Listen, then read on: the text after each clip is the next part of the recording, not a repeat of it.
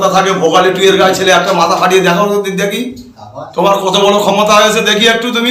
মোল্লাকে যদি আর একটা ছেলেকে আমাদেরকে মারা হয় এরপরে কি হবে সেটা তোমরা বুঝতে পারবে। আকাশ মোল্লা এখানকার রাজা হতে যাচ্ছে না, রাজা তোমার হবাবে ভাঙড়ের মানুষ। এটা তো সাহস হয় কি করে খয়রুল মোস্তানের যে আমাদের ছেলেদেরকে মারা হচ্ছে।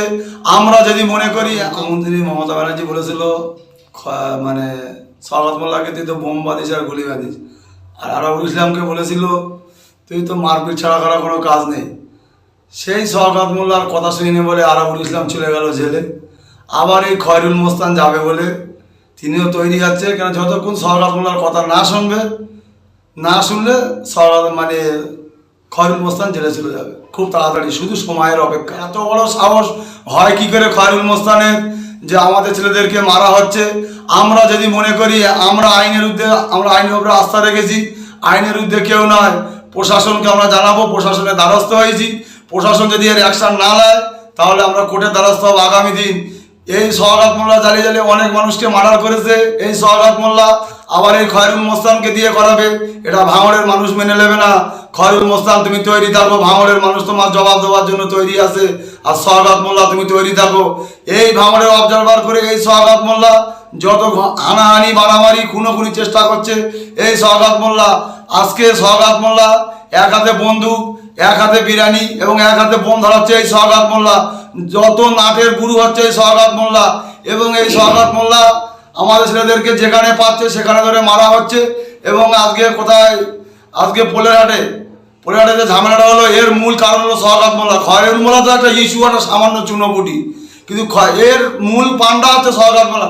কেন সওগাত মোল্লাকে গ্রেপ্তার করছে না, কেন নিরীহ মানুষকে এভাবে মারা হচ্ছে, কেন প্রশাসন এত নীরব, কেন প্রশাসন চুপ করে আছে, কেন গ্রেপ্তার করছে না তাকে, কিসের এত ভয়? সওগাত মোল্লাকে কেন গ্রেপ্তার করা হচ্ছে, নওশাদ সিদ্দিকীকে কেন গ্রেপ্তার করা হচ্ছে? তিনি একটা নিরীহ সাধারণ মানুষের হয়ে কথা বলে, তিনি ঐক্যের বার্তা দেয়, শান্তির বার্তা দেয়, সৌজন্যতার বার্তা দেয়। সেই নওশাদ সিদ্দিকীকে গ্রেপ্তার করা হচ্ছে আজকে যিনি মানুষের হয়ে লড়াই করে। তবে সাধারণ মানুষকে আমি একটাই কথা বলবো, ওদেরকে বয়কট করে আগামী দিন আমাদের যে প্রার্থী দেবে সেই প্রার্থীকে জয়যুক্ত করুন। আর সাধারণ মানুষকে যারা লুটে পুটে খাচ্ছ আমি সাবধান করে দিচ্ছি, দ্বিতীয়বার মতো যদি হয় আমাদের আইএসএফ ছেলেরা মানে লাভ দিয়ে প্রস্তুত হবে। তোমরা তো আগামী দিন আমি তোমাদেরকে হুঁশিয়ার দিচ্ছি এই কথাটা বলে। সওগাত মোল্লা এবং খয়রুল মোল্লাকে যদি আর একটা ছেলেকে আমাদেরকে মারা হয় এরপরে কি হবে সেটা তোমরা বুঝতে পারবে। ভাঙড়ের মানুষ ইঞ্চিতে ইঞ্চিতে বুঝিয়ে দেবে তোমাদেরকে, তৈরি থেকো আগামী দিন। সওগাত মোল্লা তো আরাবুলকে দিয়ে খেলাচ্ছিল, আরাবুলকে দিয়ে খেলাচ্ছিল। আরাবুল যখন খেলছে না তখন আরাবুলকে জেলে ঢুকিয়ে দিল এই সওগাত মোল্লা। সওগাত মোল্লা পুরো আরাবুলকে প্ল্যান করে জেলে ঢুকিয়েছে, এবং এই খয়রুল মোস্তানকে এখন দিয়ে কাজ করা হচ্ছে। খয়রুল মোস্তান কথা না শুনলে এনা করে জেলে ঢোকাবে। সওগাত মোল্লা এখানকার রাজা হতে যাচ্ছে না, রাজা তোমার হবাবে ভাঙড়ের মানুষ, এটা তুমি জেনে রেখে দাও।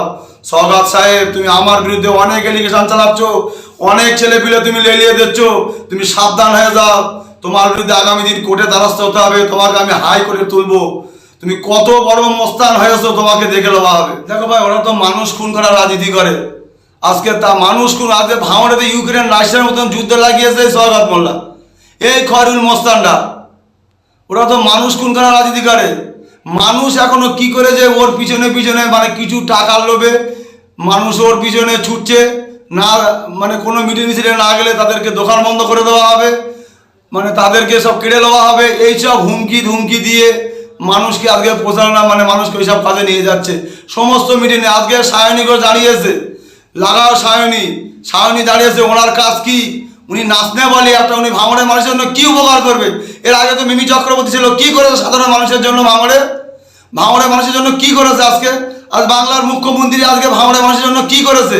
কি সুবিধা হয়েছে? এতগুলো লাশ করলো, বাংলার মুখ্যমন্ত্রী এসছে, সন্দেশকারীতে যে এত ঝামেলা হলো, বাংলার মুখ্যমন্ত্রী কেন এত নীরব, কেন এত চুপ আছে? সব সময় বলির পাঠা মুসলমানদের, সব সময় বলির পাঠা আমাদেরকে করছে। তৈরি থেকো বাংলার মুখ্যমন্ত্রী, তোমার জবাব কিন্তু এই পশ্চিম বাংলার মানুষ দেবে।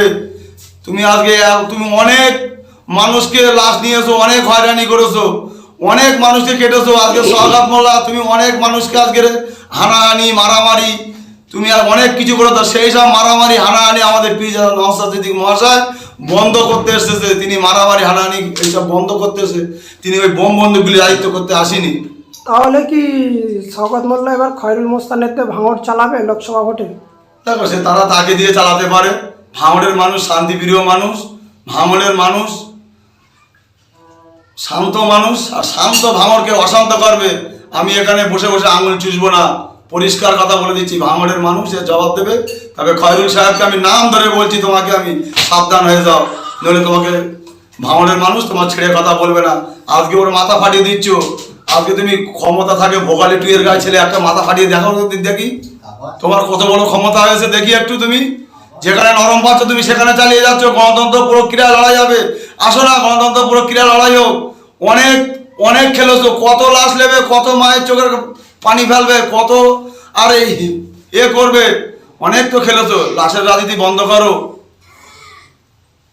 আসো একসাথে বসি। ভাঙড়কে শান্ত, ভাঙড়কে অশান্ত করার চেষ্টা করেছিল আমরা। ভাঙড়কে একটা সুন্দর কলেজ প্রতিষ্ঠাতা করুক না।